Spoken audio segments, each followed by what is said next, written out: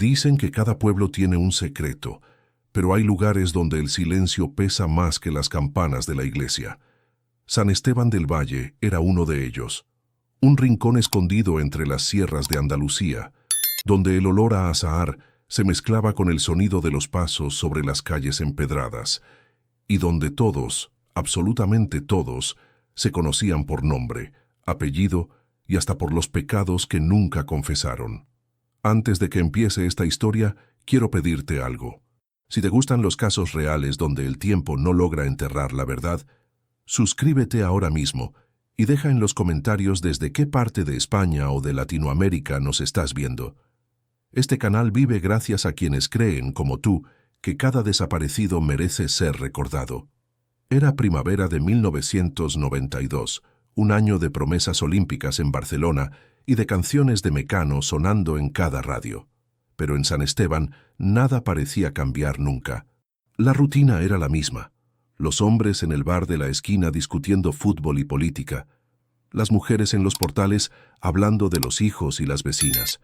Y los jóvenes soñando con irse, aunque la mayoría nunca lo hacía. Entre ellos estaba Lucía Morales, una muchacha de 19 años que estudiaba enfermería en la ciudad cercana de Ronda. Tenía esa sonrisa que hacía que la gente la recordara, incluso después de verla solo una vez.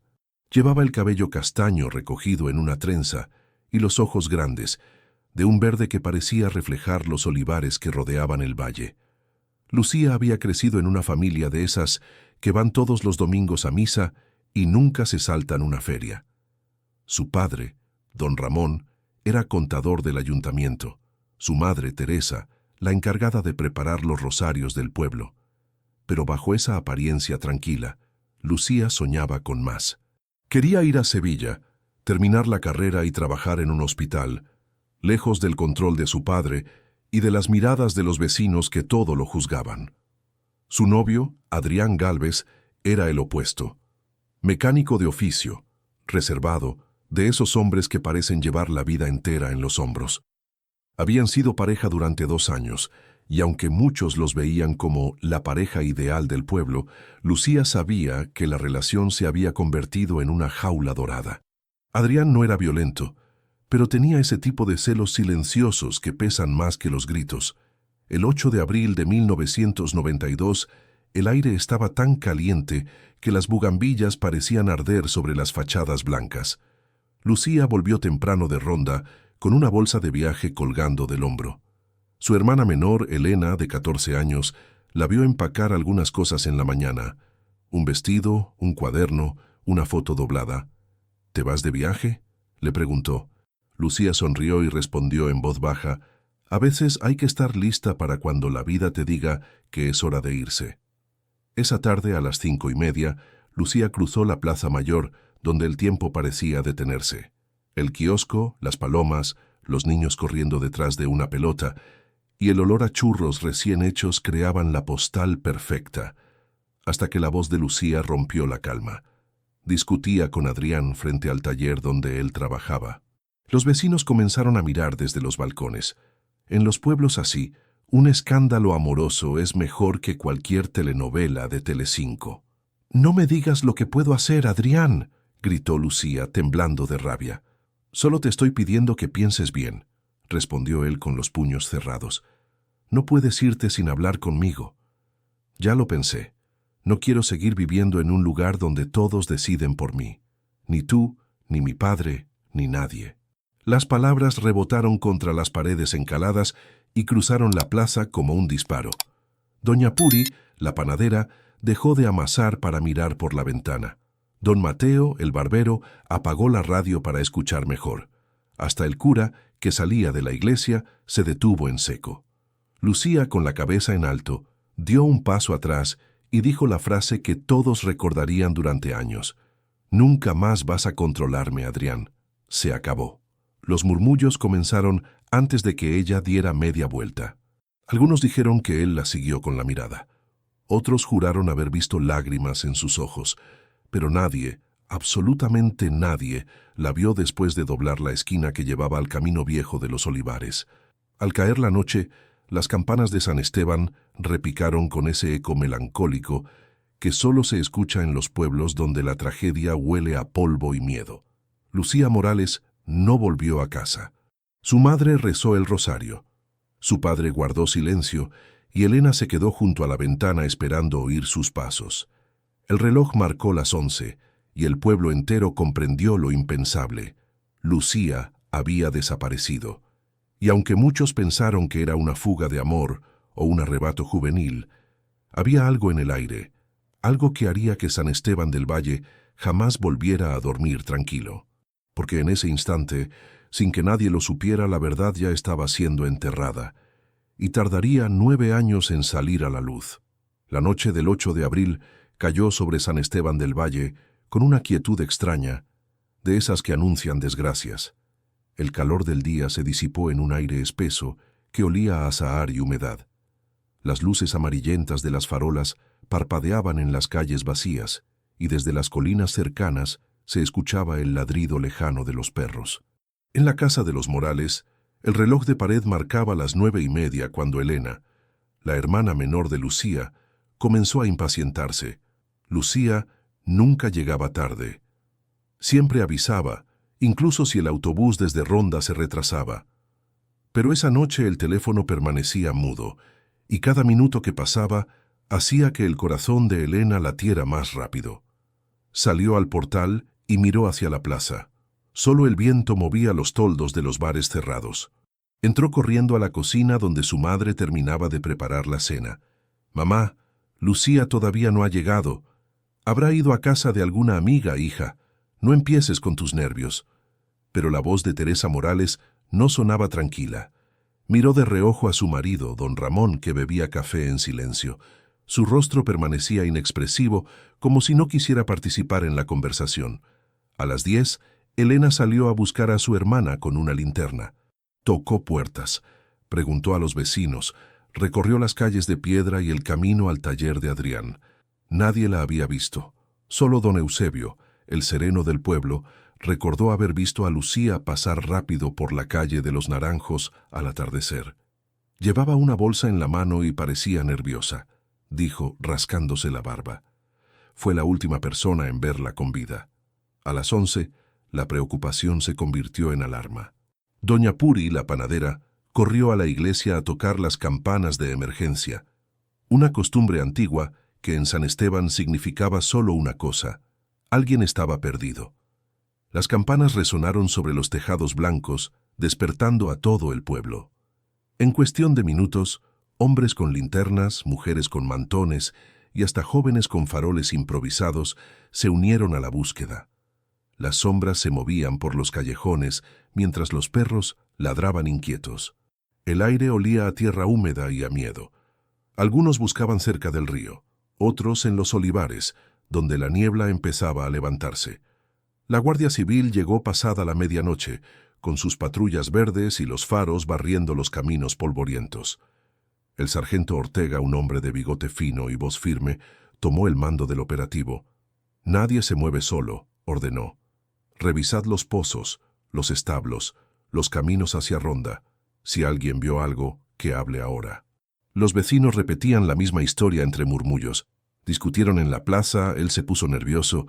Ella dijo que lo dejaba.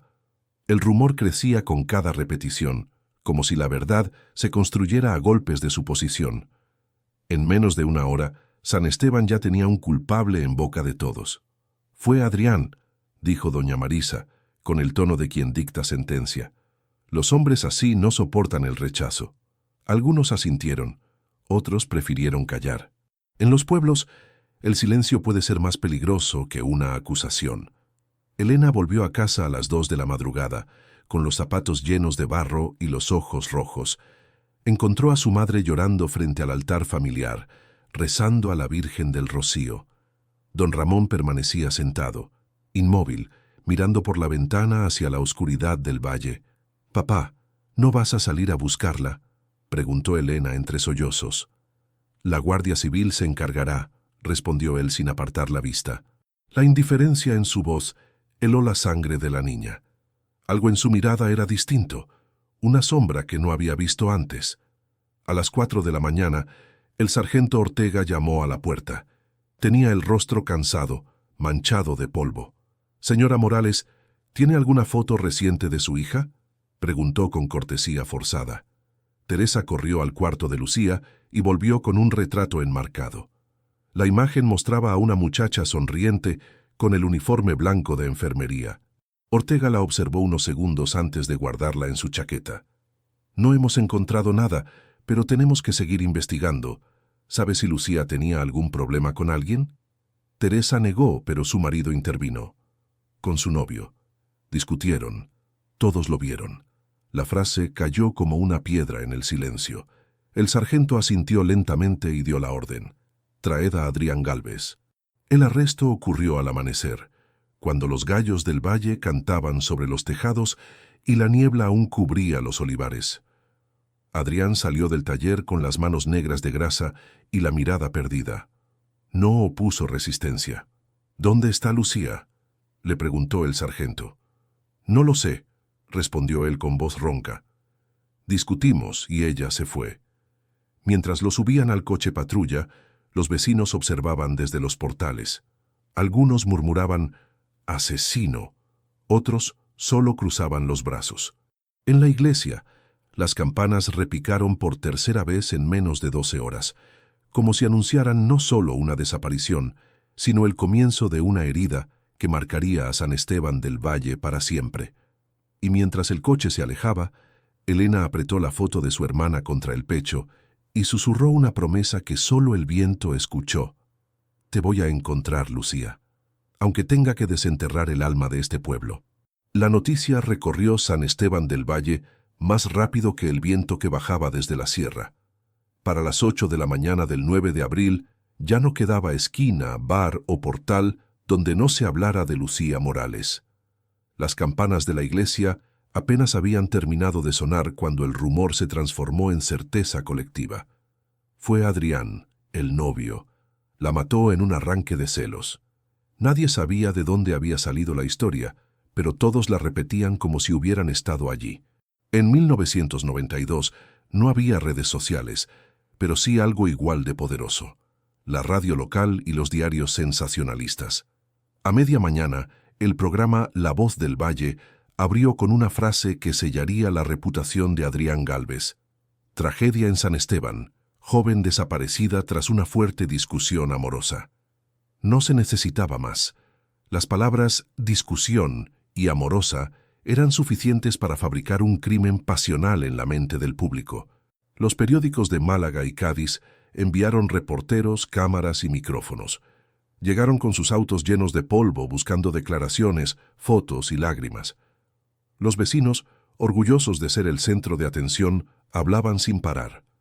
Algunos decían haber escuchado gritos, otros que vieron a Adrián correr por la calle de los Naranjos con las manos manchadas de grasa. Nadie tenía pruebas, pero las versiones crecían con cada repetición. El sargento Ortega, jefe de la Guardia Civil en San Esteban, se debatía entre la lógica y la presión. Había servido en misiones duras en el norte, pero nunca había visto un pueblo tan decidido a condenar antes de investigar. En su despacho, el retrato del rey Juan Carlos observaba en silencio mientras los informes se apilaban sobre la mesa. Sin cuerpo, sin sangre, sin testigos fiables. Solo rumores y una montaña de rabia colectiva. Aún así, las autoridades necesitaban resultados. El alcalde presionaba: «Esto tiene que resolverse antes de la Feria de Mayo. No podemos permitir una mancha en la imagen del municipio». Y la prensa insistía cada día con titulares más llamativos: «El mecánico celoso confiesa entre lágrimas», aunque Adrián nunca había confesado nada. En la comandancia, Ortega lo interrogaba una y otra vez. Adrián, exhausto, respondía con la misma serenidad resignada: «Discutimos, sí, pero ella se fue sola. Yo no le hice daño». «¿Por qué todos dicen que te vieron nervioso?». «Porque tenía miedo, porque sabía que nadie me creería». El sargento observó sus manos agrietadas por el trabajo. No había rastro de violencia, no había evidencia física, solo un pueblo sediento de justicia o de venganza. Mientras tanto, doña Marisa, la vecina del número 12, se convirtió en la voz más escuchada de San Esteban, de cabello teñido de rojo y lengua afilada, Disfrutaba cada visita de los periodistas. Yo los vi discutir. Él la agarró del brazo y ella gritó. Después, silencio. Nadie se preguntó cómo podía oír tanto desde una ventana a 20 metros de distancia. La prensa la nombró la testigo clave, y desde ese día su palabra pesó más que cualquier evidencia. En el bar de Don Mateo los hombres se reunían cada noche a comentar los avances. A ese chico lo vi siempre raro, decían unos. Tenía mirada de loco, añadían otros. La opinión pública ya había dictado sentencia antes de que el juez recibiera el expediente. Elena, la hermana de Lucía, escuchaba los murmullos desde el colegio. Algunos compañeros la miraban con lástima, otros susurraban cuando pasaba. La hermana de la muerta. En los recreos las maestras le daban caramelos para consolarla, pero el consuelo sabía a culpa. Su madre dejó de salir de casa. Don Ramón, su padre, comenzó a usar gafas oscuras y caminar más rápido por el pueblo. Nadie entendía su aparente frialdad, aunque pocos se atrevían a preguntarle por qué nunca se unía a las búsquedas. El sargento Ortega empezó a notar incongruencias. Doña Marisa cambiaba pequeños detalles cada vez que contaba su historia. A veces el grito venía de la calle, otras del taller. Los horarios tampoco coincidían con los de los testigos que aseguraban haber visto a Lucía después de la discusión. Pero cuando intentó reabrir otras líneas de investigación, recibió una llamada desde la capital provincial. Ortega, deje las cosas como están. El caso está claro. El muchacho es culpable. Esa noche, el sargento salió a fumar frente a la comandancia. Miró hacia el horizonte. Las luces del valle brillaban como brasas. Sabía que algo no cuadraba, pero en pueblos como ese, la verdad suele ser el primer cadáver. Adrián fue trasladado a Málaga para declarar ante el juez. Afuera, una multitud lo esperaba. Le lanzaron insultos, piedras y hasta una botella de vino. «¡Asesino! ¡Cobarde!», gritaban las mujeres mientras los niños observaban con miedo. Nadie notó que, en medio de la multitud, doña Marisa sonreía discretamente, disfrutando del papel de heroína que la tragedia le había regalado. Esa noche, en el noticiero regional, el presentador concluyó con voz solemne: «En San Esteban del Valle, un pueblo marcado por la tragedia, todos exigen justicia para Lucía Morales. El presunto culpable ya está bajo custodia». Y mientras el país cenaba viendo las noticias, un hombre inocente dormía en una celda húmeda, un pueblo se creía a salvo, y el verdadero horror seguía oculto bajo tierra, esperando su momento para hablar. Porque en San Esteban, la verdad aún no había comenzado a respirar. Durante los días siguientes, San Esteban del Valle vivió en un torbellino de rumores, procesiones y silencio forzado. Las campanas repicaban 3 veces al día, las velas se acumulaban en la iglesia y las paredes del pueblo se llenaron con carteles descoloridos con la foto de Lucía Morales, la chica de los ojos verdes que se había esfumado sin dejar rastro. Pero, como sucede en los pueblos antiguos, el tiempo empezó a endurecer la tragedia, convirtiéndola en costumbre. Elena, sin embargo, no podía acostumbrarse. Dormía poco y despertaba con el eco del nombre de su hermana en los sueños. Una tarde, mientras ordenaba la habitación de Lucía, encontró algo que nadie había visto antes: una libreta azul con la tapa desgastada. Entre las hojas había un papel doblado en 4, escrito con la letra delicada de Lucía: «Si algún día me voy, no preguntes a nadie. No te preocupes, pequeña. Estoy haciendo lo correcto». La frase la heló. No sonaba a una despedida impulsiva, sino a un plan. Elena siguió buscando y encontró dentro del armario una bolsa de lona con ropa, un poco de dinero y una fotografía vieja en blanco y negro donde se veía a Lucía junto a un hombre desconocido en un puerto. Al dorso, una fecha escrita a mano: Málaga, 1989. El hallazgo reavivó las dudas del sargento Ortega, quien ya desconfiaba de la versión popular. Aquella mañana se presentó en casa de los Morales. Don Ramón lo recibió con su cortesía habitual, camisa planchada y sonrisa forzada. «Sargento, entiendo su preocupación, pero la gente necesita cerrar esto. El pueblo está inquieto». Precisamente por eso, señor, respondió Ortega, observando cada gesto del hombre. Quiero saber más sobre ese viaje a Málaga. Su hija guardaba una foto. El contador se quedó inmóvil, apenas un segundo. Luego respondió, esa foto no significa nada. Fue un paseo familiar hace años. Elena, que escuchaba desde el pasillo, sintió un escalofrío. Sabía que Lucía no había ido a ese viaje. Su padre mentía, como tantas veces. El alcalde, preocupado por la presión mediática, citó a Ortega en su despacho del ayuntamiento, un edificio de piedra con un crucifijo en la pared y olor a tabaco frío. Sargento, usted hace bien su trabajo, nadie lo niega. Pero esto se está saliendo de control. Los periodistas no paran y el turismo de Semana Santa está en riesgo. Necesitamos calma, ¿me entiende? Entiendo que hay una muchacha desaparecida, contestó Ortega, y que el novio no parece el tipo. El alcalde lo miró con una sonrisa de político.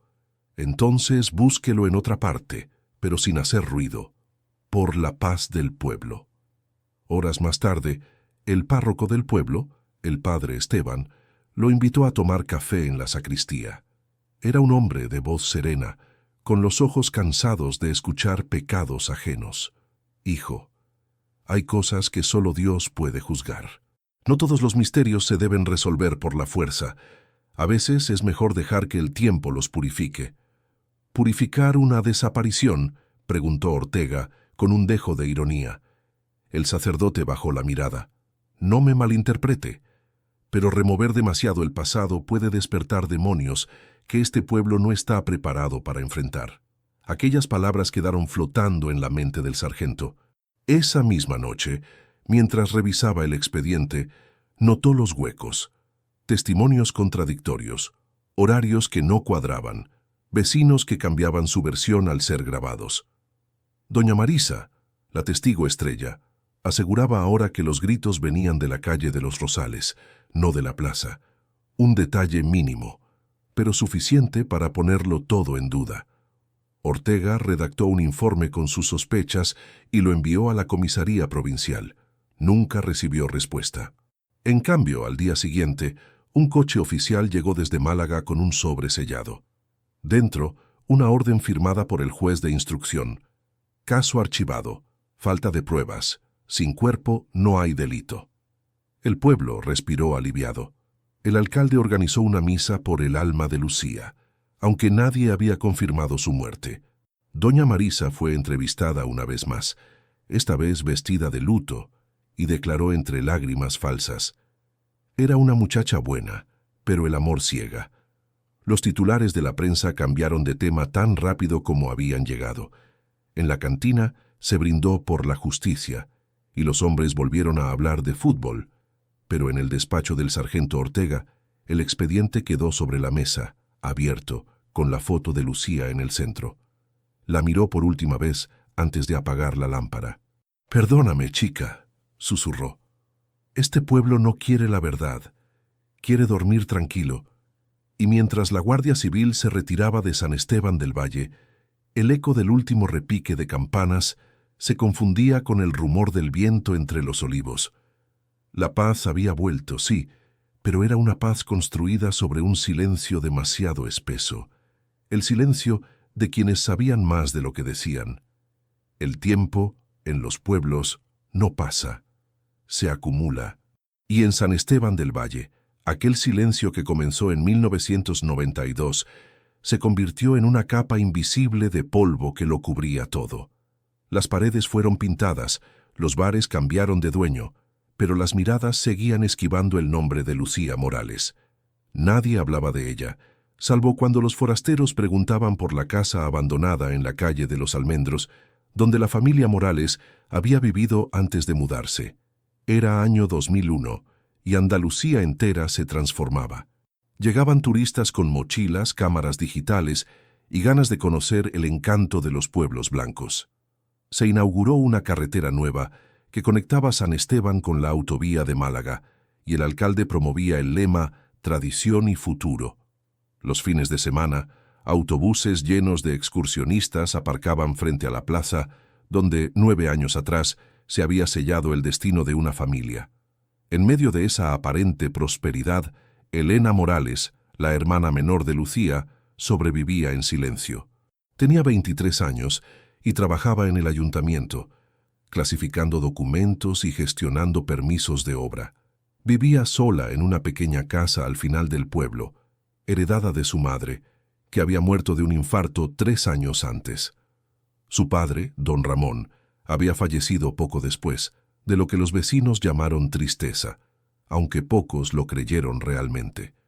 Por fuera, Elena parecía una mujer fuerte, discreta, educada. Por dentro, cargaba con una sensación constante de vacío. Las noches eran las peores. A menudo despertaba empapada en sudor, con el corazón acelerado, convencida de haber escuchado un golpe metálico bajo el suelo del patio. En sus sueños, siempre el mismo escenario. Un pozo antiguo, cubierto de piedras y maleza, del que se oían gemidos lejanos, y una voz familiar que susurraba su nombre. Intentaba convencerse de que eran solo recuerdos, un eco del trauma infantil que nunca cerró. Pero el miedo persistía. Cada mañana, al salir al trabajo, pasaba junto a ese pozo cubierto por una losa de cemento, y el cuerpo se le erizaba. A veces creía sentir vibraciones bajo sus pies, como si algo o alguien esperara allí abajo. En el ayuntamiento, la vida seguía su curso. Los concejales discutían sobre presupuestos y ferias, los vecinos sobre fútbol y política. La memoria del pueblo era selectiva. Nadie mencionaba a Lucía, pero todos sabían en qué esquina había desaparecido. Era un secreto compartido que se había convertido en parte del paisaje. Una tarde de junio, mientras Elena ordenaba unos archivos, encontró un expediente viejo con el sello del juzgado de instrucción.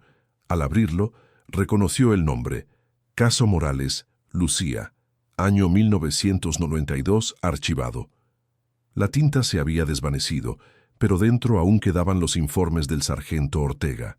Había notas escritas a mano, testimonios inconsistentes, foto en Málaga, cemento fresco detrás de la casa Morales, sin verificar. El corazón de Elena empezó a latir más fuerte. Cemento fresco, pensó. Miró por la ventana hacia el cerro donde se encontraba su casa. Detrás de su jardín también había cemento viejo, sobre el pozo. Esa noche volvió a tener el mismo sueño, pero más claro. Veía a su hermana, pálida, con el cabello suelto, intentando subir por una cuerda rota. Lucía extendía una mano y decía con voz ronca: «No fue él, Elena, no fue él». Antes de poder alcanzarla, una capa de cemento líquido cubría su rostro y el grito se ahogaba. Elena despertó llorando. Encendió la luz y se miró al espejo. Había heredado los ojos verdes de Lucía, pero ahora estaban llenos de miedo. Se levantó, abrió la ventana y dejó entrar el aire frío de la madrugada. Desde lejos se escuchaban las campanas de la iglesia marcando las 3, el mismo sonido que años atrás había anunciado la desaparición. Durante el desayuno al día siguiente, encendió la televisión. En las noticias hablaban de un programa de reconstrucción histórica que grabaría un documental sobre casos no resueltos de los 90. Entre los nombres mencionados, oyó el suyo, el caso Morales, aún sin resolver. Por primera vez en años, algo dentro de ella cambió. No era esperanza exactamente, sino una mezcla de curiosidad y culpa. ¿Y si su sueño no era solo una pesadilla? ¿Y si la verdad nunca había estado lejos, sino bajo sus pies? Esa tarde, cuando el sol cayó sobre los tejados blancos de San Esteban, Elena se detuvo frente al pozo de su patio. Quitó las macetas que lo cubrían y pasó la mano sobre la losa. El cemento estaba agrietado por el tiempo. Una idea le atravesó la mente. Quizás el pasado no se entierra, solo se espera a que alguien se atreva a levantar la tapa. El viento sopló desde la sierra, arrastrando el olor a romero y piedra vieja. Y por primera vez, Elena no tuvo miedo del silencio. Lo escuchó con atención, porque dentro de ese silencio, algo, una respiración, un recuerdo, una verdad, parecía querer hablar. Era un martes de abril del año 2001, casi exactamente 9 años después de la desaparición de Lucía. El sol caía sobre San Esteban del Valle con una luz tan limpia que hacía brillar las fachadas blancas recién encaladas. La nueva administración municipal había aprobado la construcción de un centro cultural en un terreno baldío detrás de la antigua Casa de los Morales, un lugar que, según los planos, había pertenecido al ayuntamiento desde hacía décadas. Nadie recordaba exactamente qué había allí antes. Algunos decían que era un antiguo corral, otros que hubo un pozo sellado. A las 9 de la mañana, las máquinas comenzaron a excavar. Los obreros bromeaban sobre el calor, escuchaban flamenco en la radio y el olor a tierra húmeda llenaba el aire. Entre ellos estaba Juan el Madrileño, un trabajador experimentado que había venido con la empresa contratista. Fue él quien notó algo extraño, el sonido del metal chocando contra algo duro, un clac hueco, diferente al de una piedra. Se agachó, quitó la tierra con cuidado y vio una superficie de cemento viejo con grietas irregulares. «Oye, Paco», gritó, «esto no parece cimiento de obra». Cuando golpearon de nuevo, el cemento se quebró. Un olor agrio, mezclado con humedad y tiempo, escapó del hueco. Lo que asomó primero fue un trozo de tela, después algo que todos reconocieron con un escalofrío, un hueso humano. El capataz detuvo las máquinas y llamó de inmediato al ayuntamiento. En menos de una hora, la Guardia Civil acordonó la zona. Los vecinos, atraídos por el rumor, se agolparon tras las cintas amarillas. En San Esteban no pasaba nada desde hacía años y ahora todos querían ver qué escondía la tierra. Cuando Elena llegó corriendo desde el ayuntamiento, el lugar parecía una escena congelada. Los obreros, pálidos, fumaban en silencio. Los agentes tomaban fotografías. Sobre una mesa improvisada descansaban los primeros objetos hallados: trozos de tela, una hebilla oxidada, fragmentos de cerámica y junto a ellos un pequeño colgante de plata en forma de luna con las iniciales LM grabadas con delicadeza. Elena lo reconoció al instante. Era el regalo que ella misma le había hecho a su hermana por su cumpleaños número 18. Lo había comprado en una feria de Granada, convencida de que la luna le traería suerte. Se abrió paso entre la multitud, con el corazón golpeándole el pecho. «Déjenme pasar, por favor, déjenme verla», gritaba. El sargento más joven trató de detenerla, pero cuando Elena vio el colgante, cayó de rodillas. Es de ella», balbuceó. «Es mi hermana». Un murmullo recorrió al pueblo como un relámpago. Las mujeres se persignaron, los hombres se quitaron el sombrero, y los niños, sin entender, miraban a los adultos con los ojos muy abiertos. Las campanas de la iglesia comenzaron a sonar sin que nadie las tocara. El sacristán, al enterarse, decidió hacer repicar las de difunto. El comisario Salcedo, recién llegado desde Málaga, observaba el escenario con gesto grave. Era un hombre de ciudad, acostumbrado a escenas de crimen, pero percibía algo diferente en aquel pueblo, una mezcla de miedo y alivio, como si todos supieran que el hallazgo no era una sorpresa, sino el desenlace de algo largamente esperado. Ordenó detener la excavación manualmente y traer arqueólogos forenses. Los restos estaban envueltos en una manta deteriorada y el esqueleto parecía encogido, en posición fetal. Junto al cuerpo encontraron una cadena rota, trozos de cuerda y una botella de vidrio con agua reseca. Todo apuntaba a un encierro, no a una sepultura.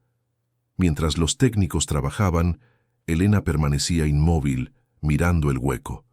Las lágrimas le corrían sin que las sintiera. Recordó los sueños, el sonido bajo el suelo, las noches de insomnio. Todo cobraba sentido. Había vivido 9 años sobre el cuerpo de su hermana. La noticia se propagó en cuestión de horas. Las radios locales interrumpieron la programación habitual. Hallan restos humanos bajo un solar de San Esteban del Valle. Sospechan que pertenecen a Lucía Morales, desaparecida en 1992. Los periódicos volvieron a llenar sus portadas con su nombre. Las cámaras regresaron al pueblo, igual que lo habían hecho 9 años antes, y las mismas personas que habían guardado silencio se apiñaban ahora para opinar ante los micrófonos. Doña Marisa, envejecida pero con el mismo aire de superioridad, Fue la primera en hablar frente a las cámaras. Siempre supe que esa pobre chica no estaba lejos. Dios la tenía guardada. El párroco Esteban organizó una misa improvisada en la plaza. El pueblo entero acudió, algunos por fe, otros por culpa. Entre las velas y las flores, la figura de Lucía resucitó en la memoria colectiva, ya no como la muchacha rebelde que se había enfrentado al padre y al novio, sino como una mártir inocente de un misterio sin resolver. Elena no fue a la misa. Se quedó en casa, abrazada al colgante, escuchando los ecos del pueblo. En la televisión, las imágenes del pozo iluminado por los focos parecían sacadas de un sueño. En su interior, algo le decía que aquello no era el final, sino el principio, porque los huesos habían hablado, pero la verdad seguía enterrada más abajo, en el silencio de quienes habían querido sellar ese pozo para siempre. Esa noche, cuando el viento volvió a soplar desde las sierras, Elena salió al patio y miró hacia el cielo. La luna brillaba como el colgante en su mano.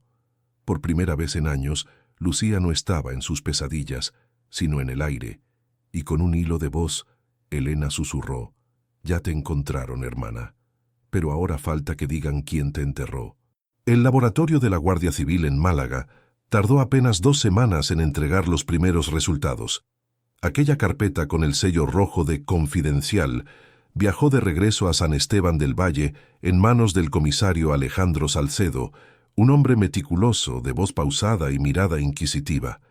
Había trabajado en casos de homicidios en Sevilla y Granada, pero nunca había sentido un peso tan denso como el de aquel pueblo.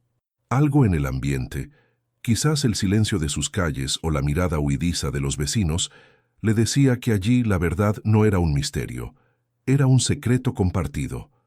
Instaló una pequeña oficina en el ayuntamiento donde comenzó a revisar los informes forenses. Lo que leyó cambió por completo la narrativa que el pueblo había sostenido durante casi una década. Lucía Morales no murió en 1992. Los análisis de los restos óseos, junto con los tejidos conservados entre las mantas, revelaban que había sobrevivido al menos 6 meses después de la fecha de su desaparición. Las marcas en los huesos indicaban malnutrición severa y signos de encierro prolongado.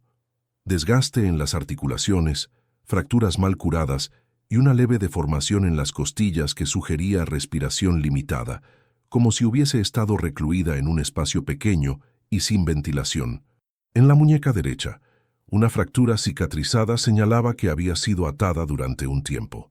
Pero el dato que más perturbó a Salcedo fue el informe químico del cemento que sellaba el pozo. No correspondía a una mezcla de los años 90, sino a una más moderna, usada comúnmente desde 1998. Alguien, años después de la supuesta muerte de Lucía, había regresado para sellar el lugar de nuevo. «Esto no fue un crimen pasional», murmuró el comisario frente al mapa del pueblo. «Fue una prisión». Convocó a Elena Morales a declarar en la oficina provisional. Ella llegó con el colgante en la mano y el rostro sereno, aunque los ojos aún tenían el brillo de quien no ha dormido en semanas. «¿Sabía su padre que había un pozo en esa propiedad?», preguntó Salcedo. «Sí, claro, siempre decía que era peligroso. Lo mandó tapar cuando yo era niña». «¿Y quién hizo la obra?». «No lo sé. Recuerdo solo el ruido, el olor del cemento fresco. Tenía 14 años. Mi hermana ya no estaba». El comisario apuntó en su libreta. La cronología coincidía. El cemento más reciente se aplicó 6 años después de la desaparición, cuando don Ramón aún vivía. Aquella coincidencia no podía ser ignorada. Esa misma tarde, Salcedo visitó los archivos municipales. Revisó permisos de obra, facturas, registros de materiales. Entre cientos de documentos, encontró uno que casi pasó desapercibido. Reparación de pozo particular. Propiedad Morales, 1998.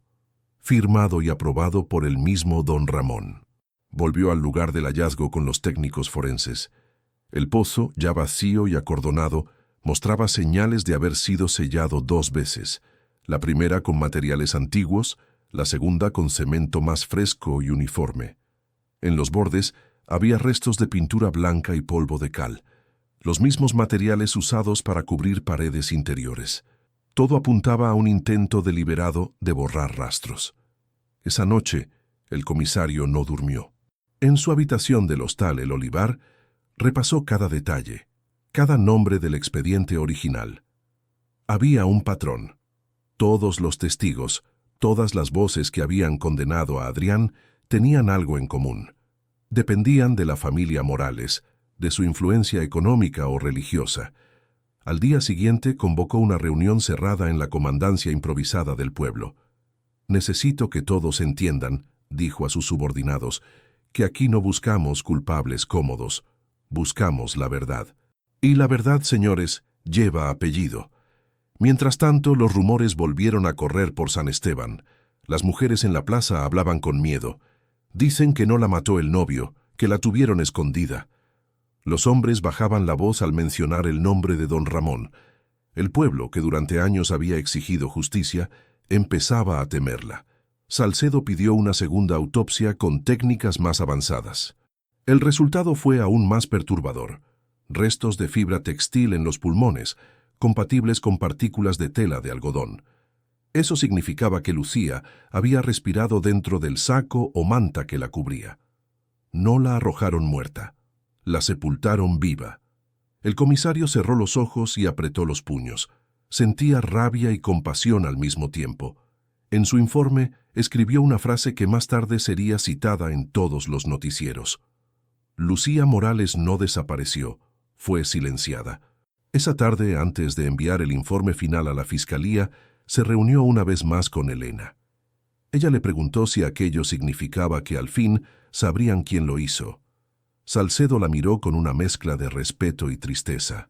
«Lo sabremos», respondió. «Pero cuando salga a la luz, tal vez desees no haberlo sabido nunca». Elena entendió sin necesidad de palabras. En los pueblos donde todos se conocen, la verdad no solo señala a un culpable, desnuda a todos los que callaron. Y en San Esteban del Valle, después de 9 años de paz fingida, el silencio empezaba por fin a resquebrajarse. En San Esteban del Valle, cuando las campanas suenan fuera de hora, el pueblo se detiene. Esa mañana, las campanas de la iglesia repicaron a las 11 sin motivo alguno, como si presintieran lo que estaba a punto de salir a la luz. El comisario Salcedo había convocado a varios testigos de la vieja investigación de 1992. Entre ellos, un hombre que llevaba años viviendo en silencio. El sargento retirado Francisco Ortega, el mismo que había dirigido la búsqueda de Lucía. Ortega llegó con paso lento, apoyado en un bastón. Tenía el rostro curtido por el sol y los ojos cansados de quien carga con más recuerdos de los que quisiera. En cuanto vio el expediente sobre la mesa, bajó la mirada. «Ya sé para qué me ha traído, comisario. No necesito leerlo. No hay un solo día en que no me lo recuerde». Salcedo lo observó en silencio. Ortega respiró hondo y comenzó a hablar. En aquel entonces, el pueblo estaba dividido. Había prisa por cerrar el caso. El alcalde, los empresarios, todos temían que el turismo recién nacido se viniera abajo. Me ordenaron detener al novio, aunque las pruebas no cuadraban. Hizo una pausa mirando por la ventana. Pero eso no fue lo peor. Contó que unos días después de la desaparición, recibió una llamada anónima. Una voz grave le dijo que dejara el asunto, que no removiera la tierra de los Morales. A la noche siguiente, alguien dejó una nota bajo su puerta. «Piensa en tus hijos, sargento. La tierra guarda secretos que es mejor no desenterrar». Fui al alcalde, le mostré la nota, y ¿sabe qué me dijo? Continuó Ortega con un amargo suspiro. «Hay familias con demasiado poder, Ortega. Si quieres conservar tu placa, haz tu trabajo y olvídalo». El silencio en la oficina era tan espeso que se oía el tic-tac del reloj. «Renuncié», dijo finalmente. «No por miedo a morir, sino por miedo a quedarme y convertirme en uno de ellos». El comisario cerró el cuaderno y lo miró con respeto. «A veces callar es sobrevivir, sargento. Pero cuando un pueblo calla demasiado tiempo, el silencio se convierte en cómplice». Horas después, mientras el rumor del testimonio se extendía, doña Marisa, la vecina más vieja de la calle de los Almendros, pidió hablar. La mujer, que siempre había disfrutado de ser el centro de atención, Esa vez llegó temblando, con el rostro blanco como la cal de su casa. «Comisario, tengo algo que no dije, algo que vi aquella noche». Salcedo le ofreció una silla. «Adelante, doña Marisa». No fueron imaginaciones ni chismes. Lo vi con mis propios ojos. Aquella noche del 8 de abril, cuando las luces del pueblo se apagaron por un corte de electricidad, me asomé por la ventana. Vi una linterna moviéndose detrás de la casa de los Morales. Era don Ramón, el padre de Lucía. Iba solo, con una pala al hombro y un saco en la mano. Volvió a los 20 minutos, cubierto de tierra. Las palabras resonaron como un trueno. «¿Por qué no lo declaró en 1992?» preguntó el comisario. «Porque al día siguiente vino a verme. Me dijo que si hablaba, acabaría donde había acabado su hija. No me lo dijo gritando, no, lo dijo sonriendo». Marisa empezó a llorar.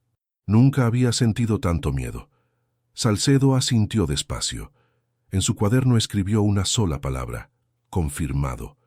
Pero aún faltaba la pieza más perturbadora del rompecabezas. Esa misma tarde, el padre Esteban, el párroco del pueblo, apareció en la comandancia. Llevaba el alzacuellos torcido y los ojos hundidos como si no hubiera dormido en días. «Comisario», dijo con voz temblorosa, «tengo algo que debería decirle, pero no puedo». «¿Por qué no puede?», preguntó Salcedo. «Porque lo sé por confesión». El comisario lo miró fijamente. «Padre, si lo que sabe puede resolver un asesinato, hay vidas marcadas por su silencio». Esteban bajó la cabeza. «Lo sé. Y créame, ese silencio me ha estado matando». Habló de la mañana posterior a la desaparición. Don Ramón Morales había entrado en la iglesia al amanecer, arrodillado ante el altar mayor. Según el sacerdote, el hombre lloraba, no como un culpable, sino como alguien que había hecho algo necesario. Me pidió perdón, pero también me ordenó no hablar jamás. Dijo que si rompía el secreto, Dios se llevaría a otros inocentes. «¿Le confesó el crimen?», insistió Salcedo. «Me confesó algo peor». El padre se secó el sudor de la frente, que no lo hizo por rabia, sino para salvar su nombre y su casa. Salcedo entendió. Don Ramón había decidido borrar a su hija no por odio, sino por orgullo. En un pueblo donde la reputación valía más que la vida, prefería una hija muerta a una hija rebelde. El padre Esteban rompió a llorar. «He cargado con esto 9 años, comisario. Cada misa, cada comunión, cada campanada me recordaba que bajo ese suelo había una verdad más pesada que cualquier pecado». El comisario lo dejó marchar en silencio. Sabía que lo que había escuchado no podría usarse como prueba formal, pero también comprendió que aquel testimonio sellaba el destino de la investigación. Esa noche el viento volvió a soplar desde las sierras. En las calles vacías de San Esteban, la gente comenzó a cerrar puertas y ventanas antes de tiempo, como si temieran que el pasado se colara otra vez por las rendijas, porque en los pueblos pequeños, cuando la verdad empieza a hablar, todos los que callaron sienten que llega su turno. El amanecer del día siguiente trajo consigo un silencio extraño, como si el propio pueblo contuviera la respiración. Las persianas permanecían bajadas, las plazas vacías, y hasta los pájaros parecían haber abandonado los naranjos que bordeaban la iglesia. En la sacristía, el padre Esteban se arrodillaba frente al altar, con el rostro empapado en lágrimas. Había pasado la noche en vela, debatiéndose entre la culpa y el deber. Aquel secreto lo había corroído durante 9 años, y ahora que todo estaba saliendo a la luz, ya no podía seguir escondiéndose detrás de su sotana. A media mañana caminó lentamente hasta la comandancia, donde lo esperaba el comisario Salcedo. «Comisario», dijo con la voz rota, «vengo a romper el voto que me ha condenado. No puedo seguir guardando silencio». Salcedo lo observó sin interrumpirlo. Había esperado ese momento. Sabía que detrás del miedo del sacerdote se escondía la última pieza del rompecabezas. El padre respiró hondo y comenzó.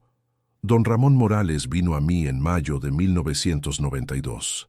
No buscaba perdón, buscaba absolución sin arrepentimiento. Me confesó que había perdido el control, que su hija, Lucía, lo amenazó con denunciarlo». El comisario se inclinó hacia adelante. «¿Denunciarlo por qué, padre?».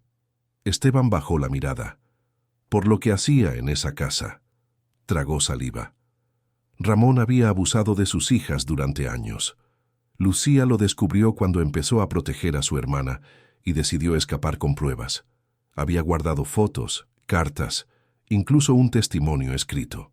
Planeaba marcharse con Elena y entregarlo todo a la policía de Córdoba. El silencio se hizo insoportable. El sacerdote continuó con voz apenas audible. Aquella noche discutieron. Ramón la golpeó. Ella intentó huir con su bolsa y los documentos, pero él la alcanzó. Me contó que en un arrebato decidió encerrarla, en el pozo viejo detrás de su casa. Salcedo cerró los ojos conteniendo la rabia. ¿Durante cuánto tiempo la mantuvo allí? 4 meses, susurró Esteban. Iba cada día con un plato de comida y una linterna. Le decía que la perdonaría si se retractaba, si destruía las pruebas. Ella nunca cedió. En agosto, intentó escapar.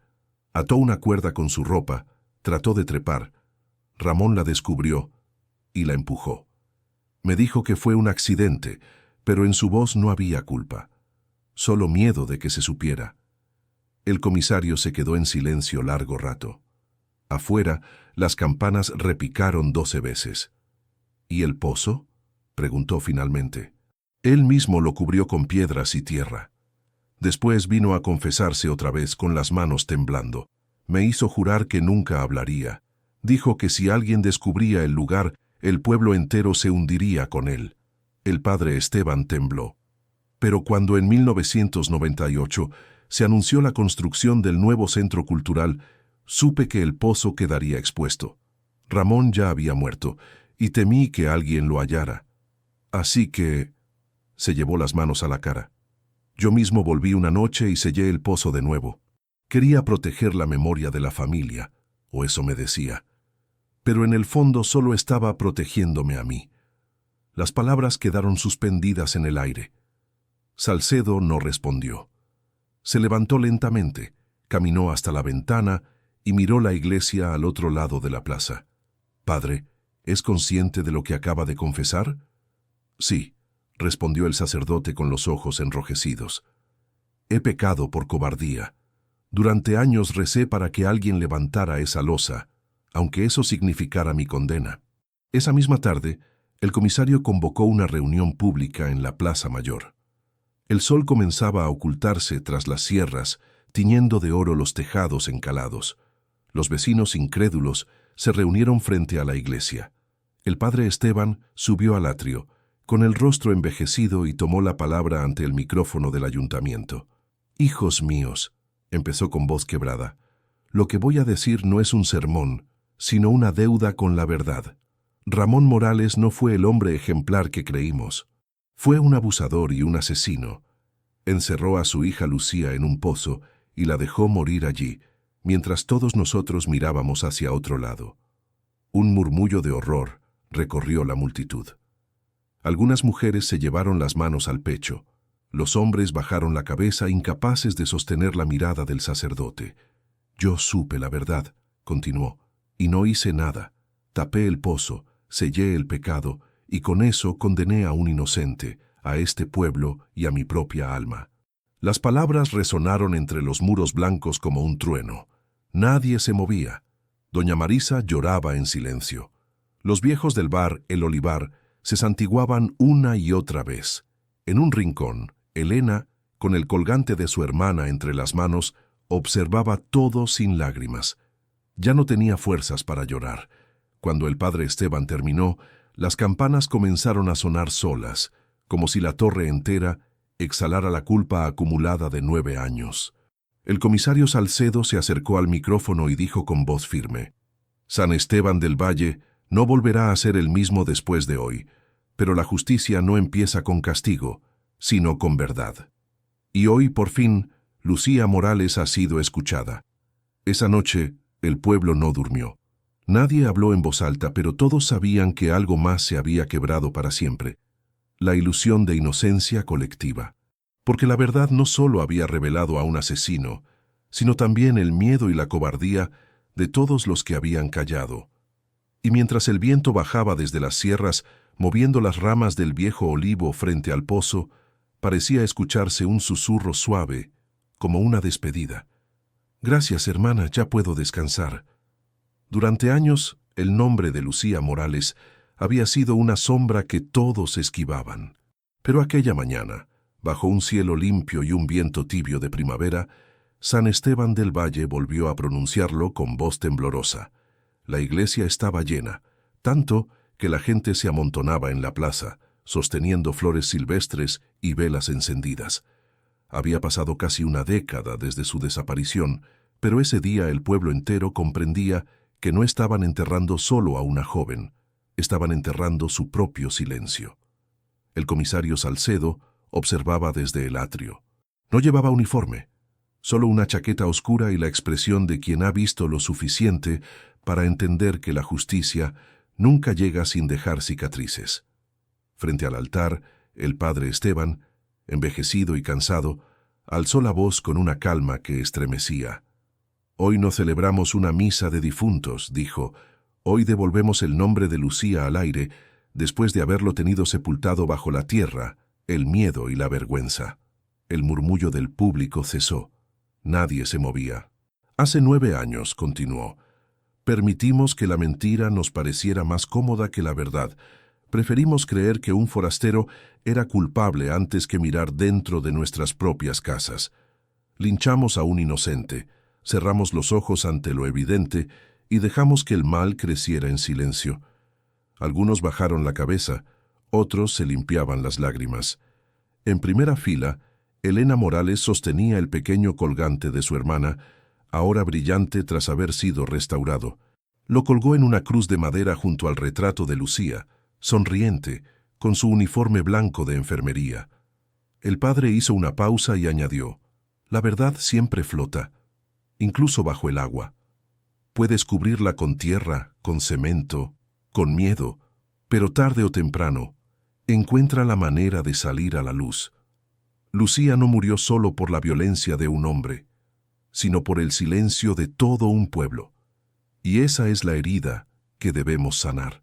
Las campanas repicaron suavemente. Las notas se mezclaron con los sollozos del público. Afuera la gente comenzó a aplaudir tímidamente, no como celebración, sino como perdón. En el aire flotaba un aroma a azahar y a redención. El comisario Salcedo se acercó a Elena. Su hermana cambió más de lo que imagina. Gracias a ella este lugar despertó. Ella asintió. «Sí, pero me gustaría que no hubiera tenido que morir para hacerlo». El comisario le ofreció una pequeña caja. Dentro había una carta, hallada entre los papeles del viejo archivo judicial. Era un fragmento de un informe nunca enviado, escrito por el sargento Ortega antes de renunciar. «No hay justicia sin verdad, y no hay paz sin valentía». Elena guardó la carta y miró al horizonte. Los tejados encalados parecían más brillantes, como si el pueblo entero hubiera exhalado su culpa. Por primera vez en años, las campanas no sonaban tristes. Esa tarde, el féretro simbólico de Lucía, una caja cubierta de flores blancas, fue llevado hasta el cementerio. Nadie daba órdenes, nadie miraba con desconfianza, todos caminaban juntos, en silencio. Cuando lo depositaron bajo el olivo viejo, el padre Esteban levantó la voz una última vez. «Que este lugar recuerde a quienes callaron y a quienes sufrieron. Que nadie más se atreva a tapar con cemento lo que necesita aire». El viento sopló con fuerza, levantando pétalos y polvo. Elena cerró los ojos y juró que escuchó la voz de su hermana, suave, agradecida. «Ya está bien, ya puedes vivir». Cuando cayó la noche, las luces de la plaza se encendieron y el pueblo se reunió otra vez. Las risas regresaron tímidamente, las guitarras sonaron, y por primera vez en años, San Esteban volvió a parecer un lugar vivo. No porque hubieran olvidado, sino porque habían aprendido a recordar sin miedo. El comisario Salcedo escribió su último informe antes de marcharse. El caso Morales no solo resolvió un crimen, expuso el alma de un pueblo. En cada mentira descubierta nació un pedazo de verdad colectiva, y en esa verdad todos fuimos culpables, y todos, un poco, redimidos. Elena, de pie frente al pozo ahora sellado con flores y una placa con el nombre de su hermana, dejó caer una lágrima. No de tristeza, sino de descanso, porque a veces la justicia no llega con esposas, sino con memoria. Y antes de irse, mirando a cámara con la voz firme y serena, dijo: «Si esta historia te tocó, no la olvides. Suscríbete, comparte y deja tu comentario. Que la voz de Lucía siga flotando, incluso bajo el agua,